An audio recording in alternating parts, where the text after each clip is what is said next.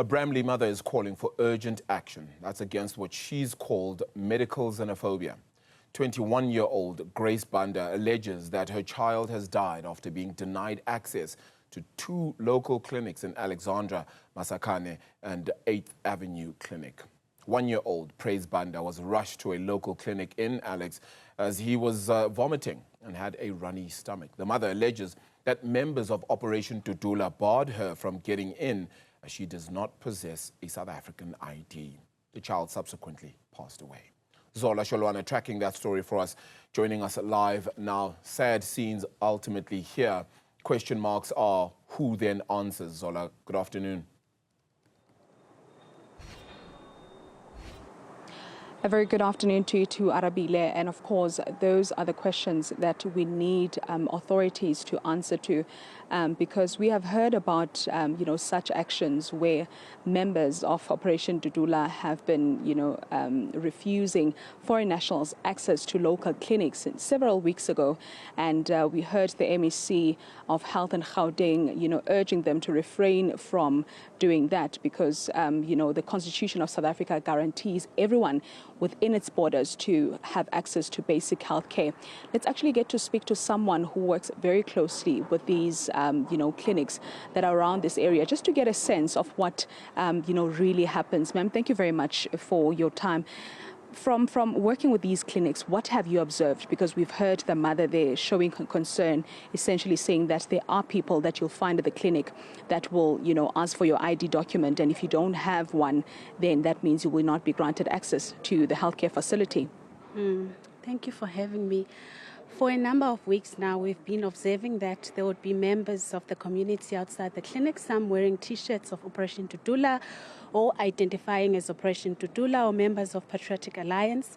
And at the gates, they usually ask for people's identities, so the South African ID or a passport. And if you do not have a South African ID, then you are asked to go consult the private sector for healthcare. So mothers are being chased away. They are unable to access the facilities.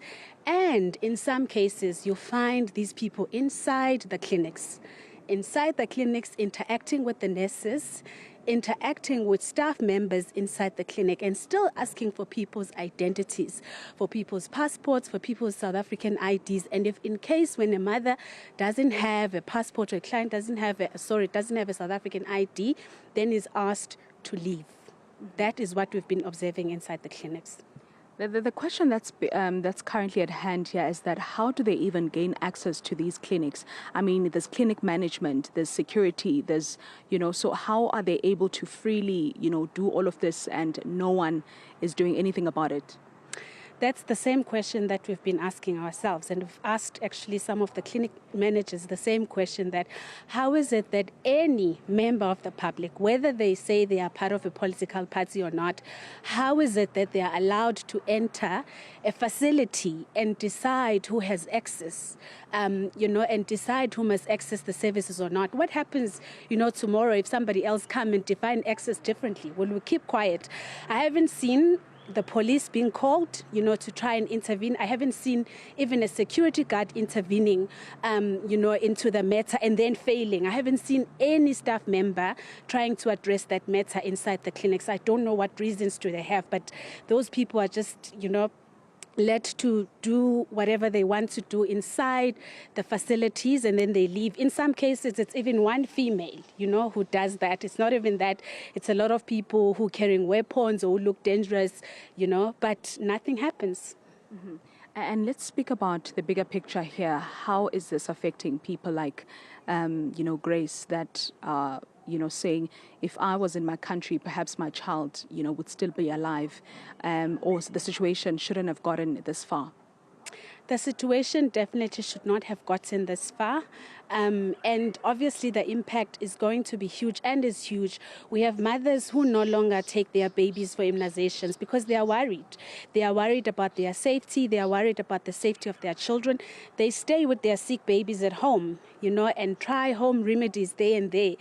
They speak to us about their anxieties. They speak to us about how scared they are, even inside their homes where they stay, that they are very scared. So the consequences are definitely going to be very big. And the story that that you had earlier of this mom who ended up losing who's losing her baby is very, very sad. And that as a country, this is what we have come to, that we cannot even think about the lives of young children. And xenophobia has always been very difficult, you know, to accept as a South African, even for myself personally. But what makes this one very, very difficult, and even more difficult, is that it is about the lives of young children, the lives of infants and babies.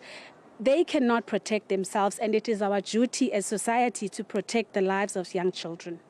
Thank you very much, Ma, for your time.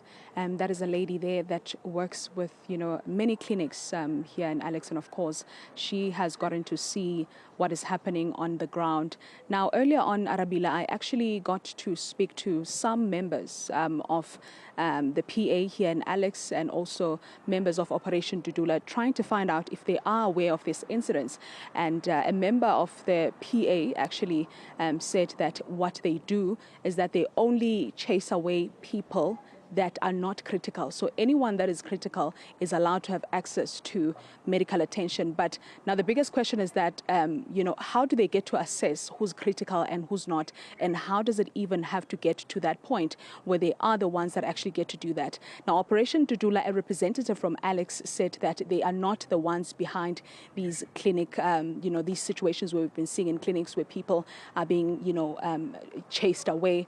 They've been focusing on schools. But authorities really have to come on board on this one and really get to respond, because these families want to know what's going to happen, you know, moving forward. If we have a disease that is contagious, does it mean that if you've got a child as a foreign national, then your child will not be able to have access to basic health care? Is that where we're going as a country? Those are answers that we'll be getting from relevant authorities shortly after this. Yeah, and we need all of them to be answered. You're quite correct there, Zola. So one wonders now what the family would be thinking, of course, having had their loved one pass away. Zola.